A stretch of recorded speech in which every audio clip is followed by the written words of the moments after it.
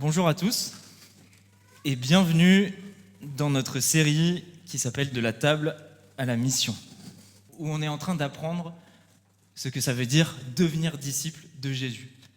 Et on apprend aussi en même temps comment est-ce qu'on peut demeurer disciple, nous qui sommes chrétiens déjà depuis un petit moment, comment on peut le rester. Et donc pour ça, on traverse l'évangile de Jean. Et Quentin nous a super bien introduit il y a 2 semaines le thème de cette année, où Jésus nous a tous appelés à le suivre et à l'expérimenter dans nos vies. Alors, vous pouvez déjà ouvrir vos Bibles à l'évangile de Jean, on prendra au chapitre 13, et on en aura besoin parce qu'il y a 30 versets aujourd'hui. Mais avant ça, laissez-moi vous introduire le thème de ce jour. Je vais vous raconter une histoire que je vais vous lire. Cette histoire-là, elle est tirée du journal d'un déporté chrétien pendant la Seconde Guerre mondiale. Ce déporté chrétien, il est rassemblé avec plein d'autres personnes dans un vieux couvent, en attendant d'être déplacés ailleurs. Ils sont environ 50 par pièce. Chaque soir, ce chrétien et sa femme, parce que sa femme est avec lui aussi, c'est à cause de lui qu'elle a été déportée. Chaque soir, ce chrétien et sa femme, ils prient sans se cacher. Et certains les rejoignent. Et je vous lis l'histoire. Un certain matin, 2 déportés viennent voir ce chrétien et lui dire sur un ton de reproche : « Est-ce que tu sais quelle prière tu as faite hier soir ? » ?»« Moi, dit-il, je ne m'en rappelle plus, je prie avec mon cœur chaque jour, comme un enfant. » »« Eh bien, je vais te le dire, moi, ce que tu as prié. Tu as prié pour CSS, pour le chef du camp. Tu as demandé à Dieu de les bénir et qu'ils se convertissent. Mais tu te rends compte ? Ces gens-là nous ont fait tant de mal. On ne devrait même pas leur donner un verre d'eau, pas même une goutte d'eau. Et toi, tu pries pour eux et tu les bénis ? Et une deuxième personne renchérit sur le même ton. Jamais Dieu ne peut demander cela de nous. Jamais face à tant de mal. Alors oui, comment c'est possible de dire et de soutenir qu'il faut aimer face à tant de mal, face à la souffrance, face aux abus. Et je veux bien entendre qu'on n'est pas tous dans des situations aussi extrêmes que la déportation, encore que certains parmi nous ont vécu des choses vraiment difficiles.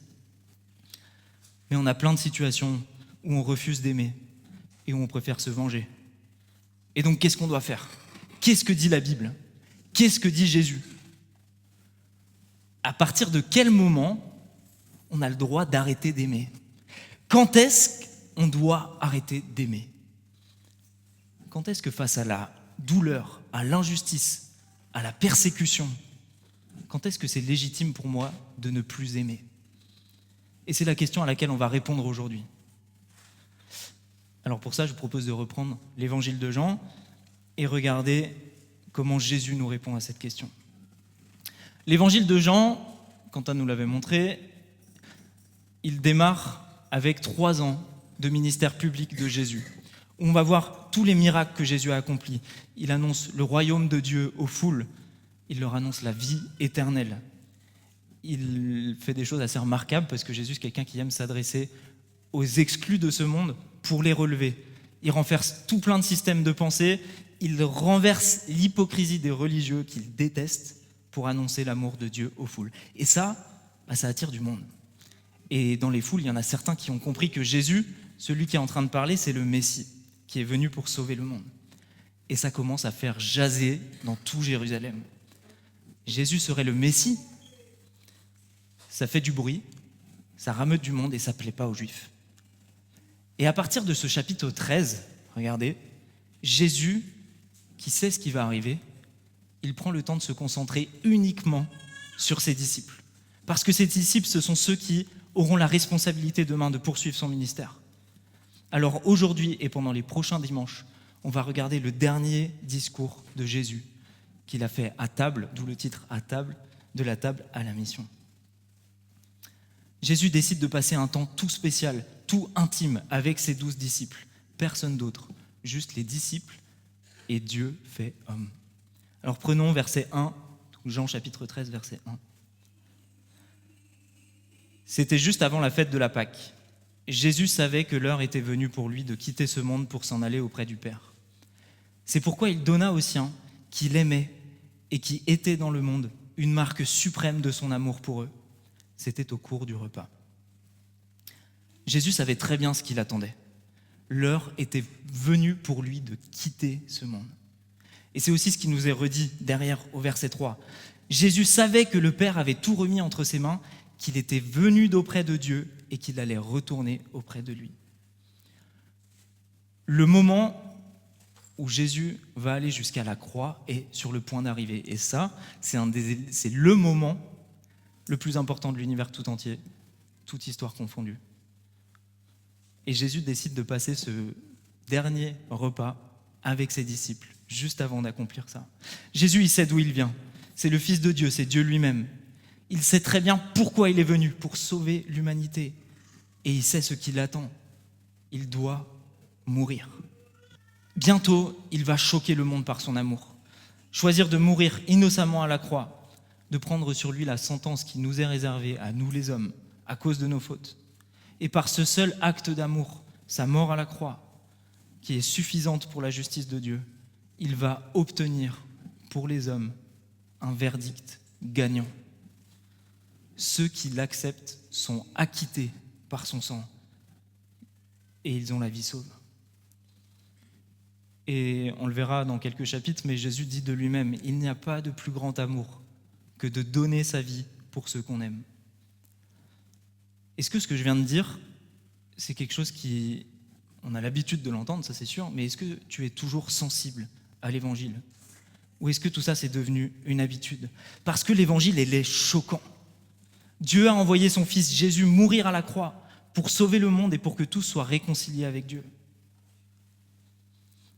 Et Jésus, à ce moment-là, il sait très bien.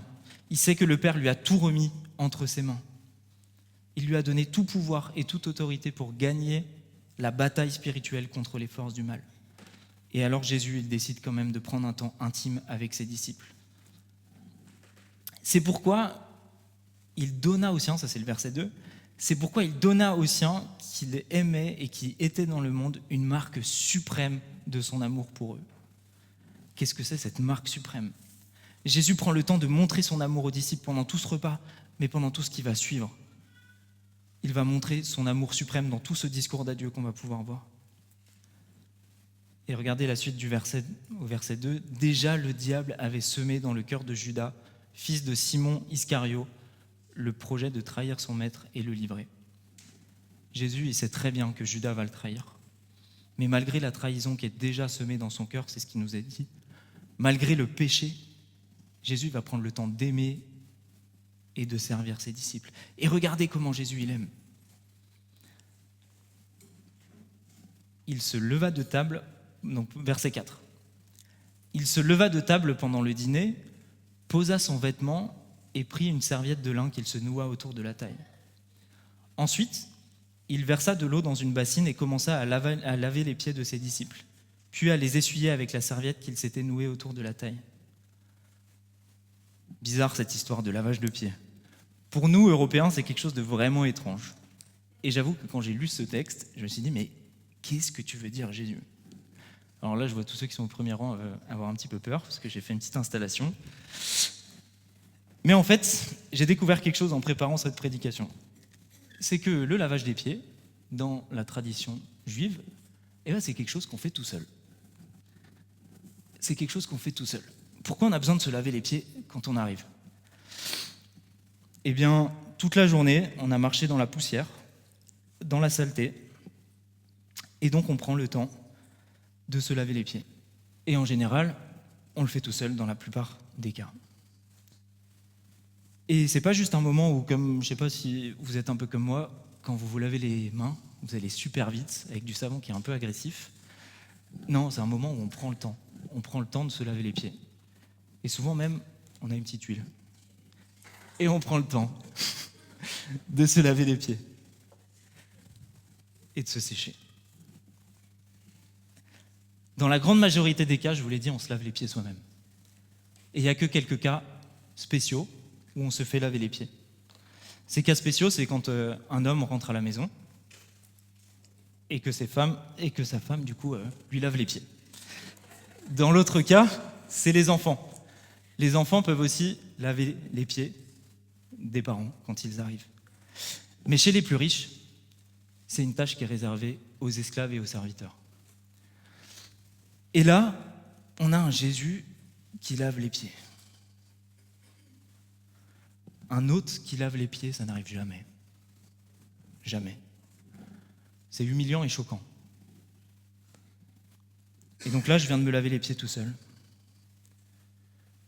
Mais imaginez-vous, c'est ce que Jésus fait. Jésus qui est le Fils de Dieu, Jésus qui est Dieu lui-même, pendant ce repas, lui seul qui pouvait être adoré, c'est lui qui s'agenouille et qui commence à laver les pieds et à prendre soin de ses disciples.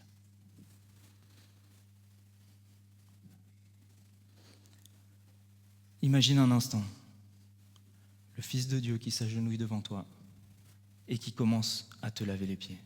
Est-ce que tu te laisserais faire ? Si j'ai choisi de vous montrer mes pieds, si j'ai choisi de faire ça devant vous, c'est pour une chose. C'est que souvent, les images, on les retient. Et c'est exactement ce que Jésus choisit de faire à ce moment-là. Parce que l'évangile, il est choquant. Et il veut que les disciples soient choqués, pour qu'ils retiennent combien ils l'aiment. Vous allez vous rappeler de ce point parce que, justement, je vous ai surpris en me lavant les pieds. Mais de la même manière et avec beaucoup plus d'amour, Jésus, il va choquer ses disciples en prenant soin d'eux pour qu'ils soient prêts à écouter et à comprendre. Et donc maintenant qu'on est choqués, maintenant qu'on a compris que l'évangile c'est quelque chose de choquant, et je crois qu'on est réveillés et qu'on a compris que Jésus est venu aimer de manière choquante. Qu'on est prêt à entendre la réponse à la question « Quand est-ce qu'on doit arrêter d'aimer ?»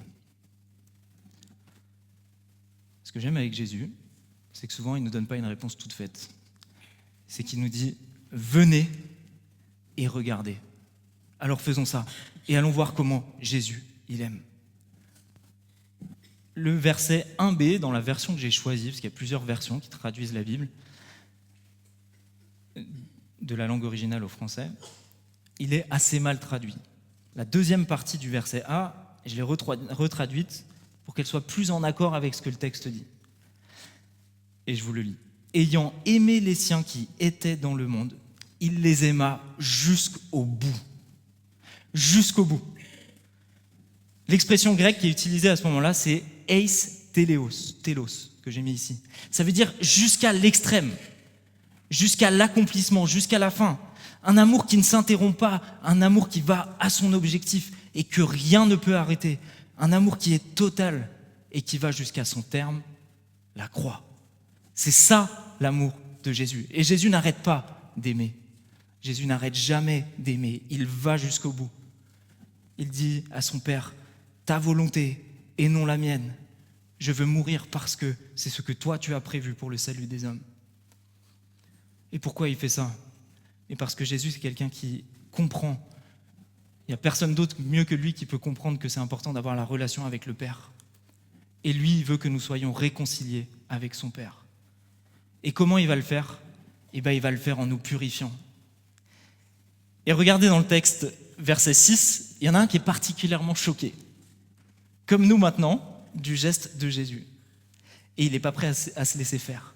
Quand vint le tour de Simon-Pierre, celui-ci protesta. « Toi, Seigneur, tu veux me laver les pieds ?» Jésus lui répondit. « Ce que je fais, tu ne le comprends pas pour l'instant, mais tu le comprendras plus tard. » Mais Pierre lui répliqua. « Non, tu ne me laveras pas les pieds, sûrement pas. » Jésus lui répondit. « Si je ne te lave pas, tu n'as point de part avec moi. » Pierre, il a compris qui est Jésus. Jésus, il est maître et seigneur, il est Messie, fils de Dieu.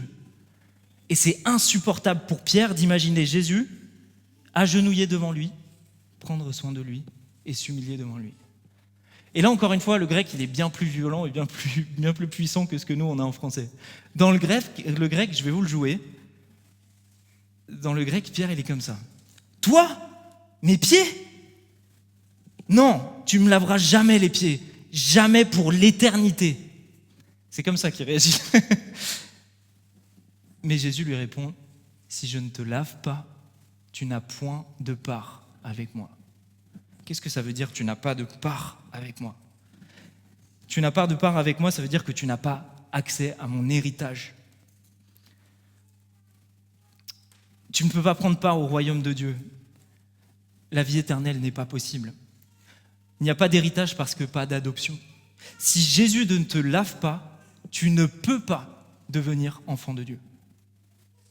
Il n'y a pas de réconciliation possible avec Dieu le Père, pas de vie éternelle sans Jésus qui est le seul chemin, la vérité et la vie.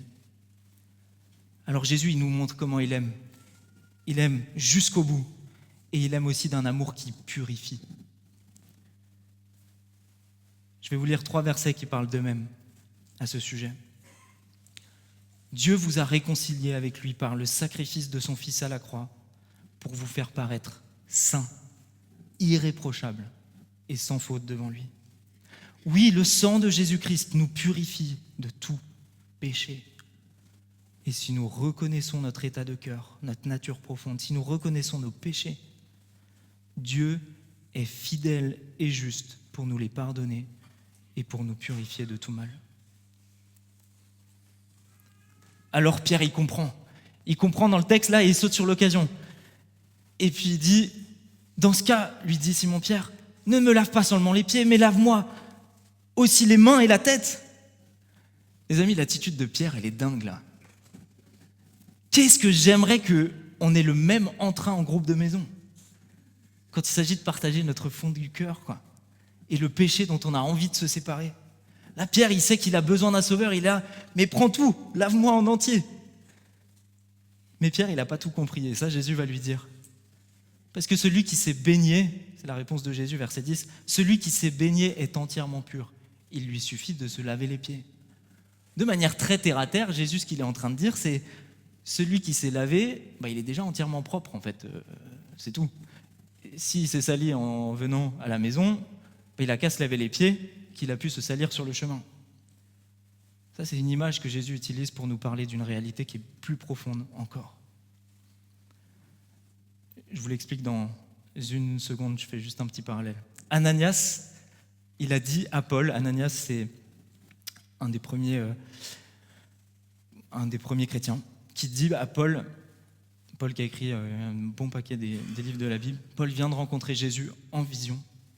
Et il dit à Paul, et maintenant que tu as rencontré Jésus et qu'il t'a redonné la vue, pourquoi tarder? Lève-toi, fais-toi baptiser et sois lavé de tes péchés en priant le Seigneur. Et ça, c'est exactement ce que Amaury nous a partagé la semaine dernière. Il a rencontré Jésus dans un rêve, puis il a décidé de lui faire confiance et de recevoir le pardon de Dieu. Il nous l'a dit, il a été pardonné de son péché. Il a été purifié par le sang de Jésus. Et le péché il n'y a plus de tache du péché sur lui. Celui qui a choisi de suivre Jésus et qui a accepté son sacrifice, eh bien Jésus l'a lavé entièrement. Il est né de nouveau. C'est pour ça qu'après la conversion, on ne peut pas rester comme on est. On ne peut pas rester la même personne. Quelqu'un de propre, il ne peut pas aller tout de suite se traîner dans la boue, c'est trop dommage. Les choses anciennes sont passées, voici toutes choses sont devenues nouvelles. En Christ, tu n'es plus un homme ou une femme livré à lui-même ou livré à elle-même. En Christ, tu es un homme nouveau, une femme nouvelle. Tu es purifié et lavé de tout mal. Hébreux 10, 22 le dit très bien. En Jésus, notre cœur est nettoyé de tout ce qui le rend coupable. Et notre corps a été lavé dans une eau pure. Alors approchons-nous donc de Dieu avec un cœur sincère et en croyant avec assurance. Parce que par le sang de Jésus, c'est moi qui le rajoute, parce que par le sang de Jésus, tu es devenu enfant de Dieu. Et c'est ça ce que sont devenus Amaury et Manolo qu'on a baptisés la semaine dernière, enfants de Dieu. Mais ce n'est pas le baptême qui les a lavés du péché. Ce n'est pas le fait de se mettre dans l'eau ici qui les a lavés. C'est le sang de Jésus qui lave. Le baptême, c'est un signe derrière pour montrer ce changement qui est opéré par Jésus. Et en les rendant purs, Dieu a adopté Amaury et Manolo. Et ça aussi, c'est choquant. Dieu, le Père qui est saint, parce que tu crois au sacrifice parfait de Jésus à la croix, il ne fait pas que te tolérer dans sa présence quand tu pries. Non, il te purifie, il te lave et t'adopte comme son enfant. Ça doit encore plus nous choquer que l'histoire des pieds. Il t'envoie son Saint-Esprit qui est saint, qui est pur, vivre en toi. Et ça, c'est possible que parce que Jésus nous aime d'un amour qui purifie. Mais dans cette parabole, Jésus nous dit que si on s'est sali les pieds en chemin, on doit continuer à les laver. Et c'est vrai si toutefois nous péchons, parce que ça peut encore nous arriver, nous devons vite revenir à Jésus, qui est mort pour nous purifier, lui demander pardon, lui confesser notre péché. Mais on ne doit pas s'arrêter là, on doit aussi recevoir son pardon et renoncer à son péché. Et je n'ai pas terminé le verset 10 tout à l'heure, mais il termine comme ça. Or vous êtes purs, mais pas tous. Oui, tous ne sont pas purs. Il n'y a pas de juste, pas même un seul. Et malheureusement, parmi les 12 disciples, il n'y en a que 11 qui ont accepté, pas tous. Mais même celui qui a refusé Jésus, Judas, Jésus est venu l'aimer et lui laver les pieds de la même manière, tout en sachant qu'il ne l'accepterait pas. Jésus, il est venu aimer le monde, tout en sachant qu'il y a une grande partie du monde qui l'aurait rejeté. Le monde, dans l'évangile de Jean, c'est à la fois un système qui est opposé à Dieu, qui rejette Jésus, qui est rempli de mal, mais c'est aussi et surtout l'objet de l'amour de Dieu. Jésus, il est venu pour sauver les pécheurs qui sont dans ce monde. Et ça, c'est important qu'on le retienne. C'est pour ça qu'il est venu. Aimer ceux qui le rejettent, aimer ceux qui ont besoin d'un sauveur. Il n'est pas venu aimer les orgueilleux particulièrement.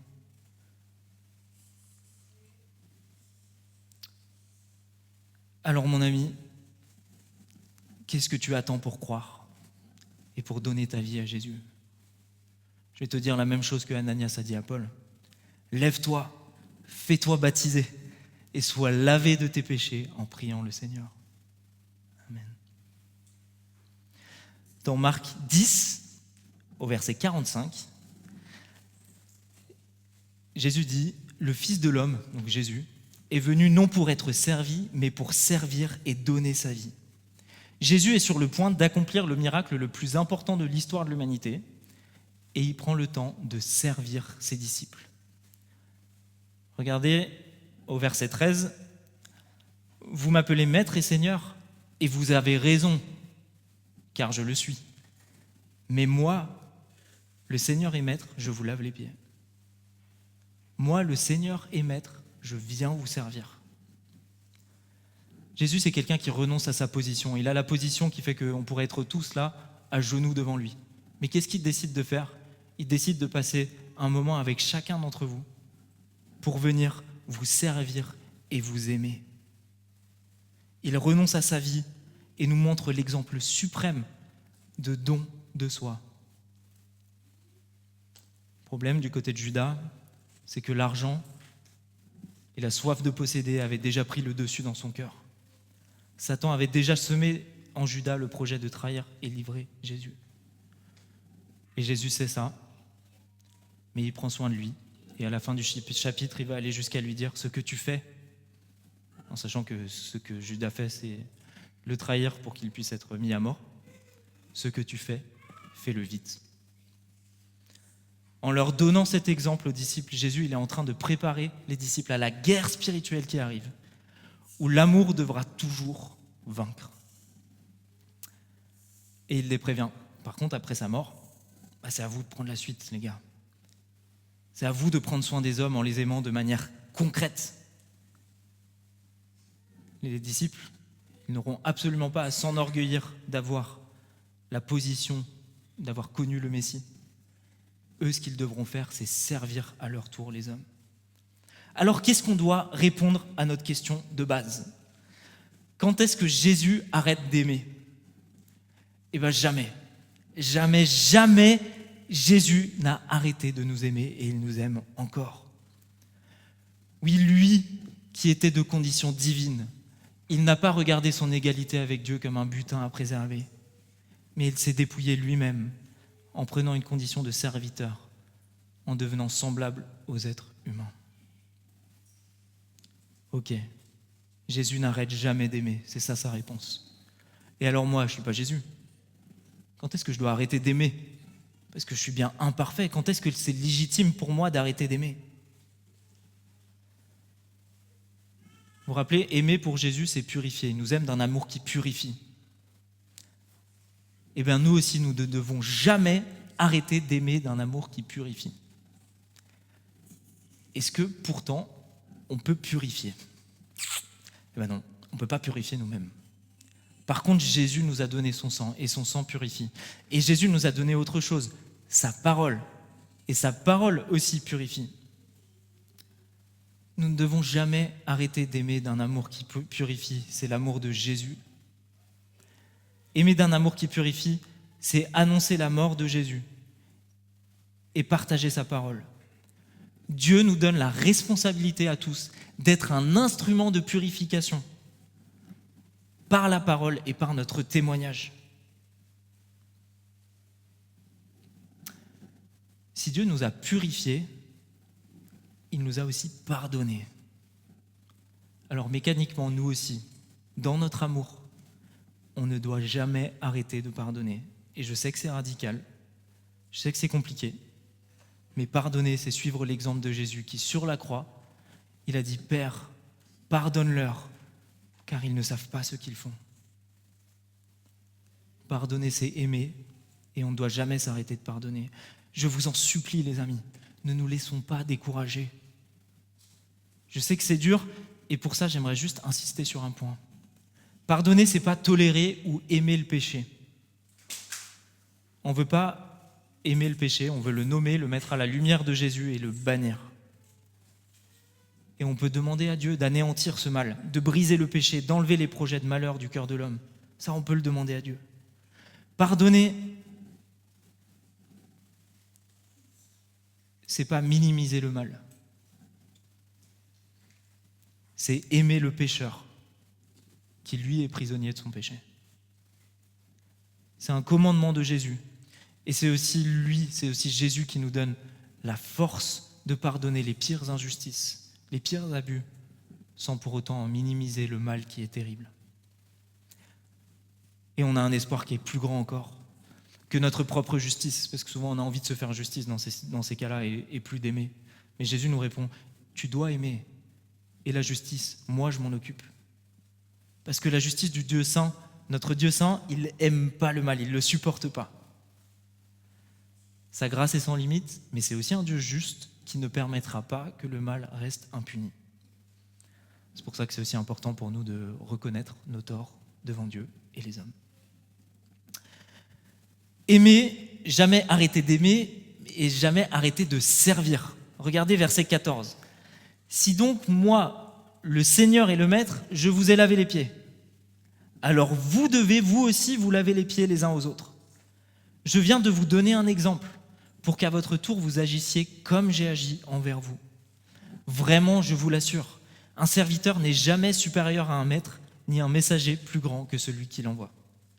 Et un peu plus loin, verset 20, vraiment, je vous l'assure, qui reçoit celui que j'envoie me reçoit moi-même, et qui me reçoit celui qui m'a envoyé. Aimer ne peut pas se limiter à des sentiments. Aimer, dans la Bible, ce n'est pas un acte que lié à tes sentiments. Aimer, c'est aussi des actes concrets. Et c'est ça, servir, et c'est ce que Jésus fait en nous lavant les pieds. Le fait qu'on soit chrétien, d'ailleurs, ça ne doit jamais être une excuse pour nous de ne pas prendre soin de notre prochain. Jésus, il désire que nous ayons un cœur de serviteur, qu'on soit sincère et généreux, digne de confiance, qu'on se rende disponible, prêt à aider, à secourir, à écouter, à dépanner. Et je suis reconnaissant, je vais vous raconter une petite histoire, je suis reconnaissant d'avoir au travail un chef qui est chrétien, alors déjà je suis reconnaissant pour ça, mais aussi qui cherche à être exemplaire. Il travaille bien, travaille beaucoup, pour les autres et il cherche à bien faire.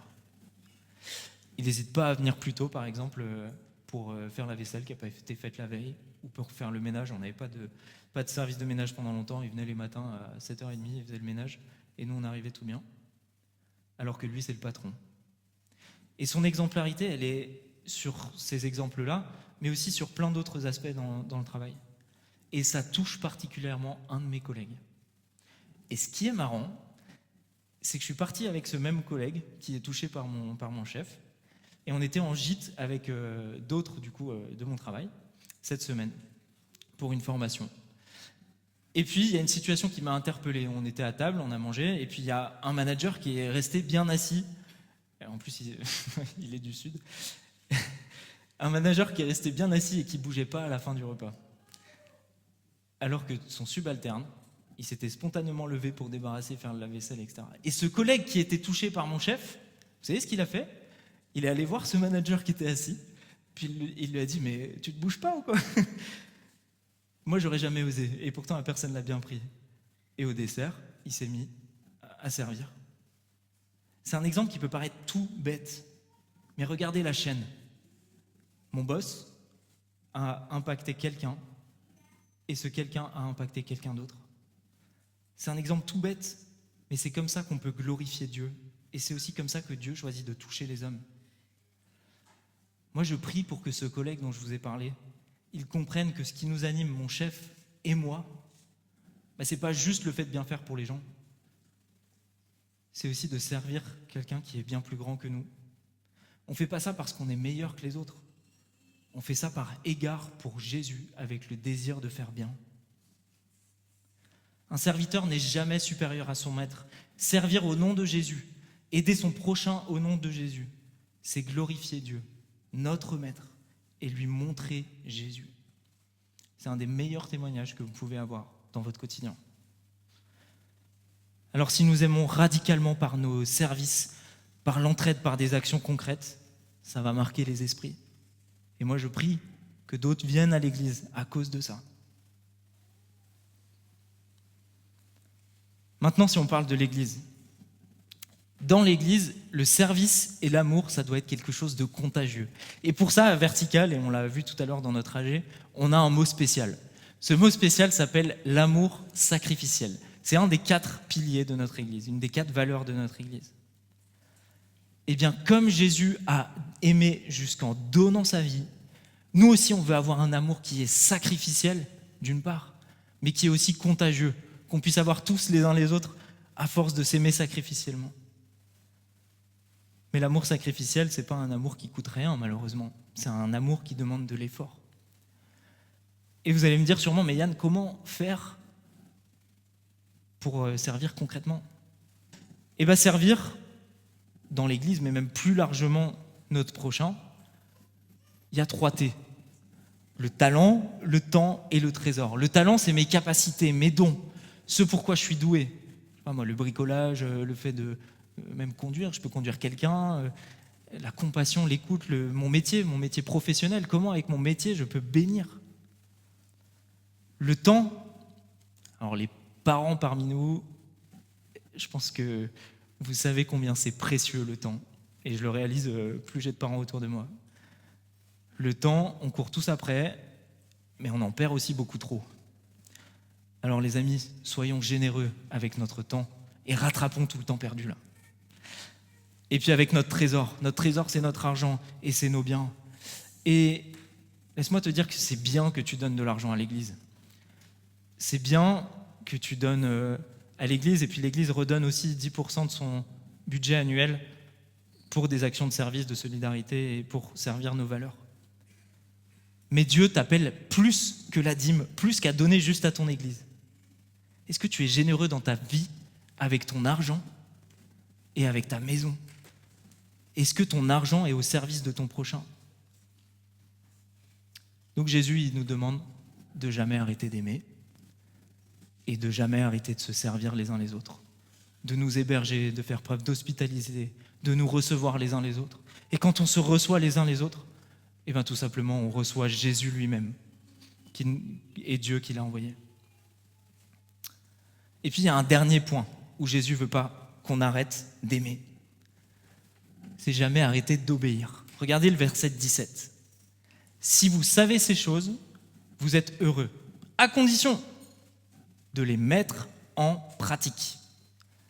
Mettre ces choses en pratique, toutes ces choses qu'on a vues avant, c'est obéir à Jésus. Et Jésus va nous le dire dans les prochains jours, obéir à ses commandements, c'est l'aimer. Donc obéir, c'est aussi aimer. Et vous avez vu ce qui est dit dans le texte, vous êtes heureux à condition d'obéir. Pour notre joie. C'est exactement ce que Judas n'a pas fait. Il était attiré par l'argent de la bourse commune, et plutôt que de demeurer disciple, en servant et en mettant en pratique, il s'est égaré. Pourtant, Judas avait le meilleur pasteur, mais il a choisi de désobéir. Alors n'arrêtons jamais d'obéir à Dieu, parce que si on arrête d'obéir à Dieu, on risque et on va mécaniquement arrêter d'aimer. Alors maintenant, c'est le temps de répondre à notre question. Quand est-ce qu'on doit arrêter d'aimer ? Jamais. Jamais. Jésus aime toujours. Il a tant aimé le monde en se donnant jusqu'au bout qu'il nous appelle, nous, ses disciples, nous qui sommes dans cette salle, à jamais arrêter d'aimer quoi qu'il en coûte. Et pour ça, je vais conclure en vous terminant l'histoire que je vous ai lue au tout début. Vous vous rappelez ce déporté qui a répondu à ses camarades qui n'avaient pas supporté sa prière pour les bourreaux. Écoutez sa réponse. « Chers amis, je sais que vous souffrez, mais souvenez-vous de ces paroles de Jésus. Vous avez appris qu'il a été dit « Tu aimeras ton prochain et tu haïras ton ennemi. » Mais moi, je vous dis, aimez vos ennemis. Bénissez ceux qui vous maudissent. Faites du bien à ceux qui vous haïssent. Et priez pour ceux qui vous maltraitent et vous persécutent, afin que vous soyez vous aussi fils et filles de Dieu, votre Père qui est dans les cieux. Amen. Alors on va prendre le temps de répondre à ce que le Saint-Esprit nous dit aujourd'hui dans ce texte. Parce qu'on ne veut pas rester insensible à lui. Déjà, si tu veux du concret, eh ben viens en GDM cette semaine. Mon ami, ne perds pas courage. N'arrête jamais d'aimer. Et je sais que des fois, ça peut coûter. C'est pour ça que si on lui demande, Jésus nous donnera cette force d'aimer, de servir, d'obéir. C'est sa promesse. Et il te donnera son amour et sa paix. Mais mon ami, pourquoi est-ce que tu as décidé d'arrêter de pardonner ? Je sais que ça peut être complexe dans certaines situations, mais pourquoi tu as décidé d'arrêter de pardonner ? Ce n'est pas ce que Jésus a fait pour toi.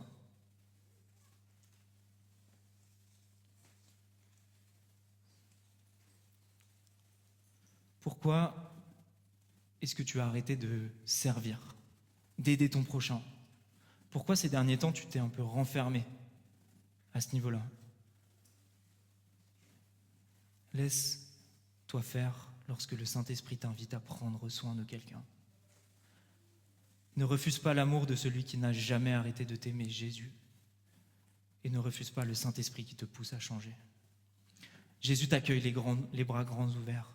Lui, il est capable de te purifier et te donner cet amour concret et tangible. Alors Jean, dans son évangile, il a choisi de ne pas nous parler de la scène, ce fameux repas où on va prendre le pain et le vin. À la place de ce moment-là, il a choisi de nous parler de ce lavage des pieds. Donc on a de quoi en être choqué. Alors maintenant, je vais vous inviter à ce fameux repas. C'était l'introduction, le lavage des pieds.